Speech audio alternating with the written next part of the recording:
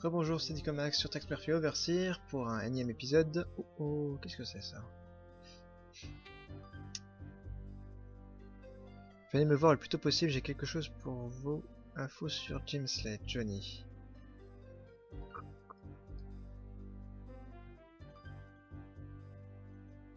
Sonny's telegram had mentioned someone named Slade. I had a hunch that it was the name of the man who'd killed Bosworth Clark, but I wouldn't know for certain until I talked to Sonny.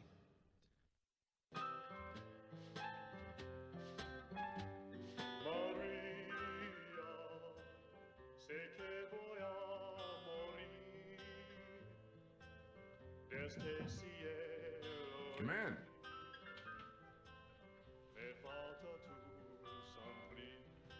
Sonny, ¿qué pasa, hombre? Adelante.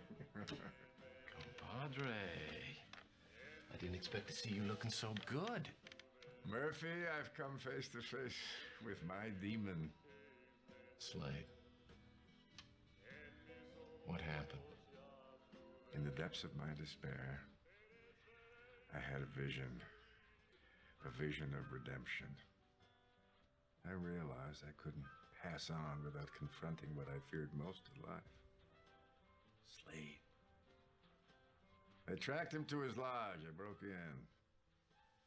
I'm still a good detective. So was Slade there? No. Not at first. So what happened? I had to take something from him. Something important.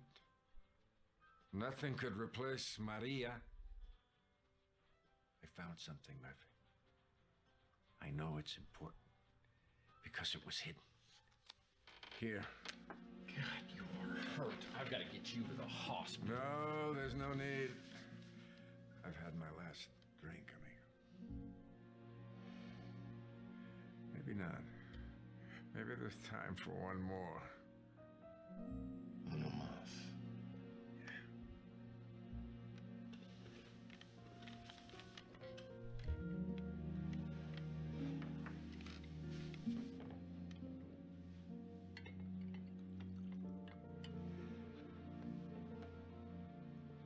Salud. No. Pour one for yourself. I'm not really a drinker. For old time. All right.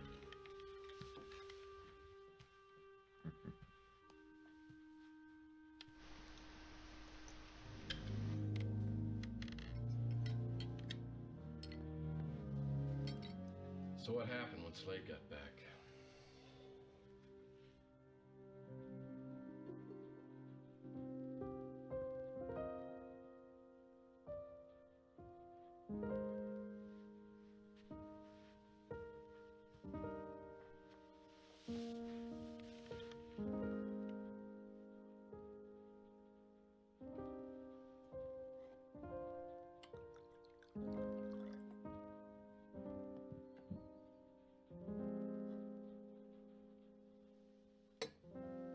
Salud, hombre.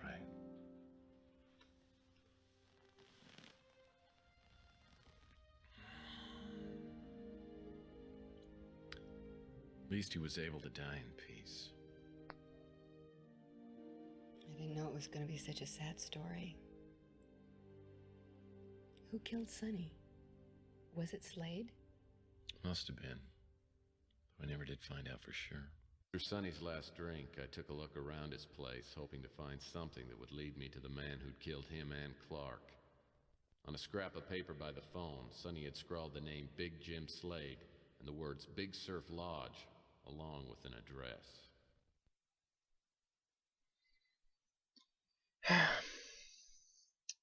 On va jamais aller au magasin. Ah, j'ai pas y aller maintenant. Je vais sauvegarder. Hop. Bam. Et on va au magasin d'électronique. Pardon. Échec. The rank and file was right in the middle of the old city.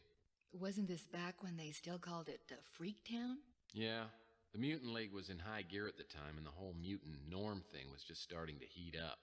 I got more than a few nasty looks when I showed up at the chess shop.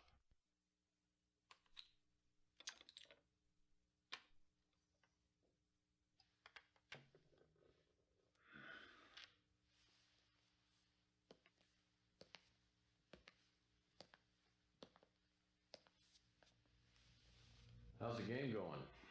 Welcome to the rank and file. What can I do for you?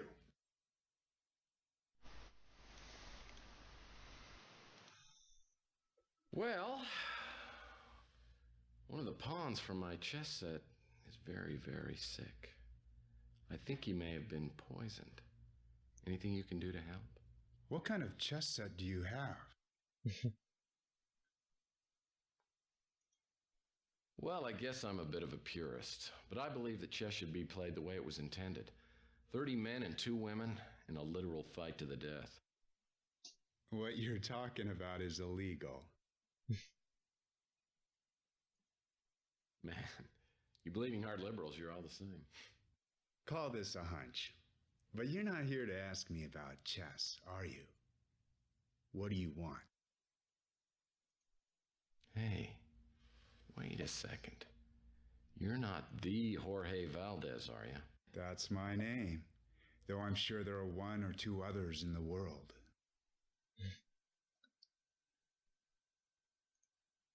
My name's Tex Murphy. I'm a private investigator. Look, I don't want any trouble.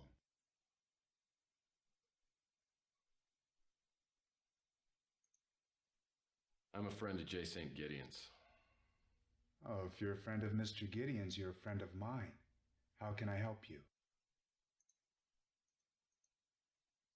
Nice guy.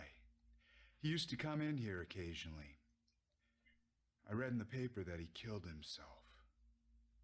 It's too bad. Alors oui, c'est un mutant. Hein. D'ailleurs, comme celui qui nous a téléphoné il y a 1 ou 2 épisodes. Depuis la 3e guerre mondiale qui s'est passée dans le jeu. Enfin, pardon, avant le jeu. Depuis, il y a des mutants. Voilà. Pour ceux qui n'ont pas suivi le reste de la série. Alors. I haven't heard anything about it.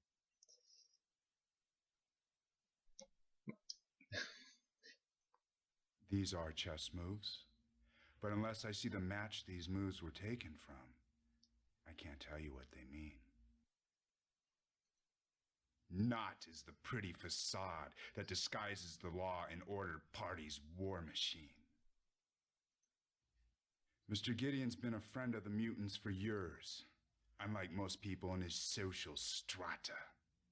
He's a great man. It makes me angry as hell to think what Shimming did to him. Back when I was a programmer, I worked there for a couple of years, until Shimming took over. Everything changed for the worse. It was like working under Stalin.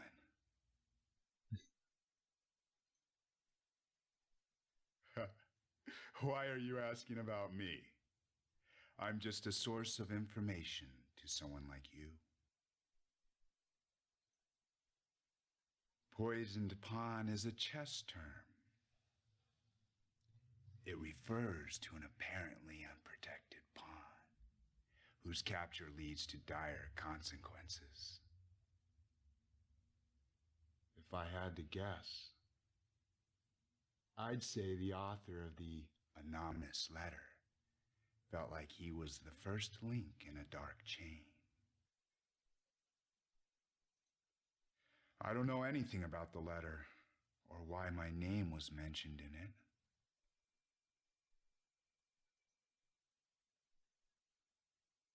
I recognize Linsky, of course, but I don't know the other person.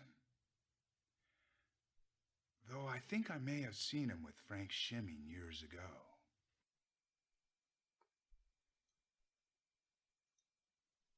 I'm really not familiar with...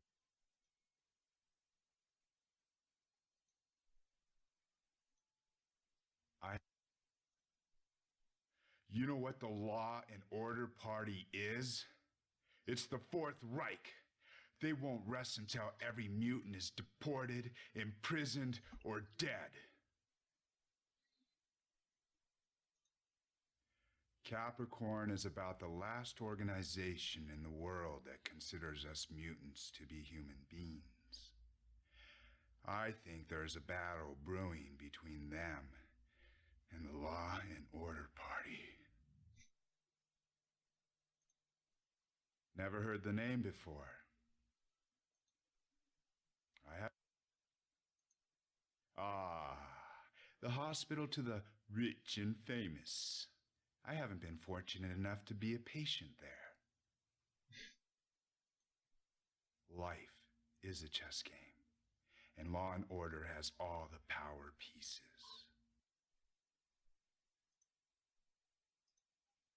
I have no idea who that is. You seem like an interesting guy. Makes me wish you were more of a chess player. Bon. Combien de temps il nous reste? On va commencer, on va se diriger vers cet endroit. You didn't go to the Big Surf Lodge alone, did you? What? You think I was scared? Just because he was some kind of hitman? I eat guys like him as an appetizer. Okay, so, was he there? Did you confront him? Well, no. Even back then, I wasn't a complete moron. I didn't want to fight him, I just wanted to find out who he was and what he was doing. So what happened? Well, I found the place and went around back.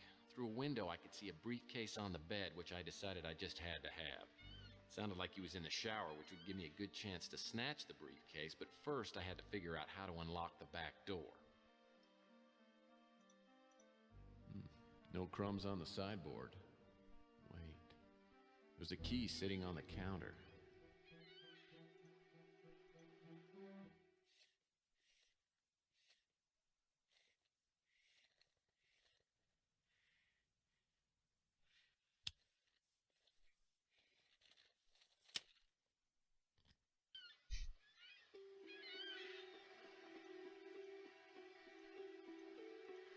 This is the pass card Sonny Fletcher stole from Slade.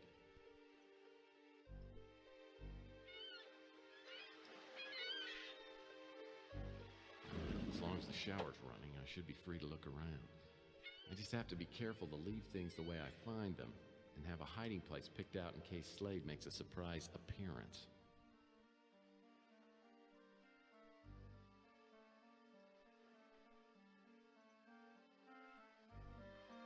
I don't make a habit of looking through other people's wallets, but I suppose I could make an exception this one time. What? No license to kill?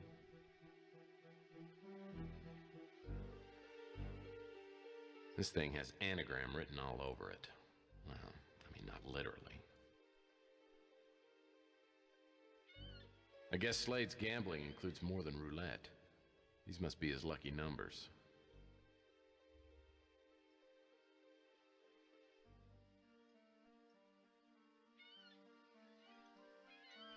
No shortage of little tables in here.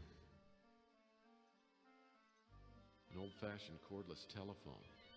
Slade must be uncomfortable with vid phones. Slade's briefcase is handcuffed to the bed. He obviously isn't taking any chances on losing it. Of course, that just reaffirms how important it is for me to steal it.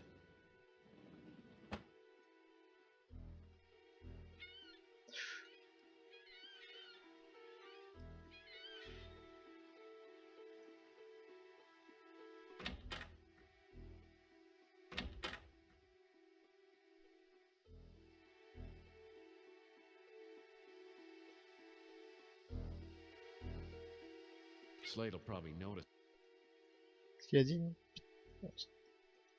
That doesn't seem to do anything.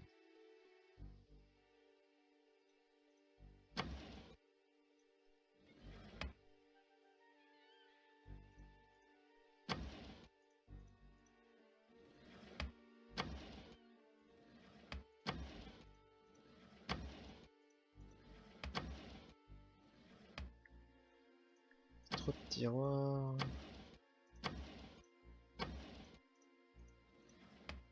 Puis je parie que les 3 quarts sont vides.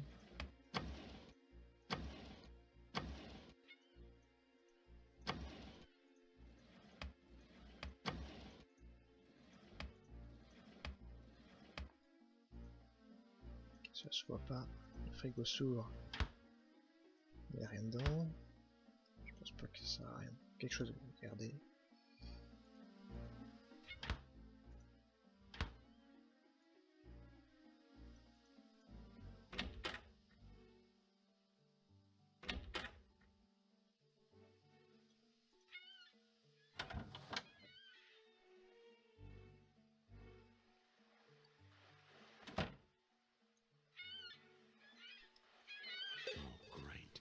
Slade comes out to answer that phone and see. I'd better examine this now because I might not get another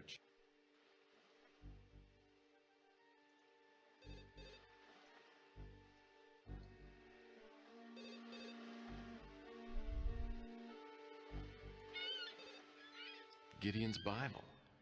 Wonder if Jay Saint makes a royalty off these things.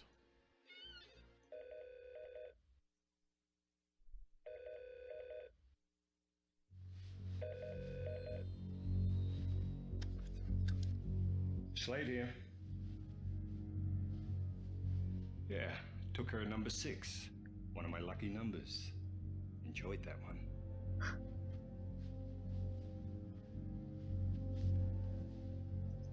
No problem.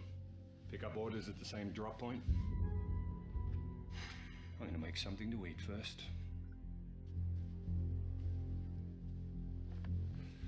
There's been a slight problem with that.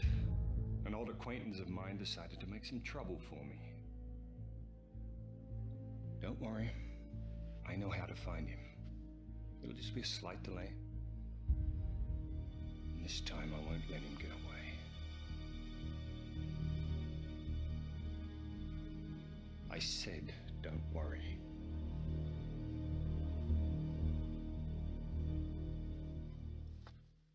So he had already killed 6 people? Who were the others? Well, that's what I wanted to know.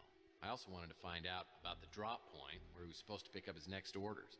I decided if I could get there first, I could probably find out a lot about what was going on.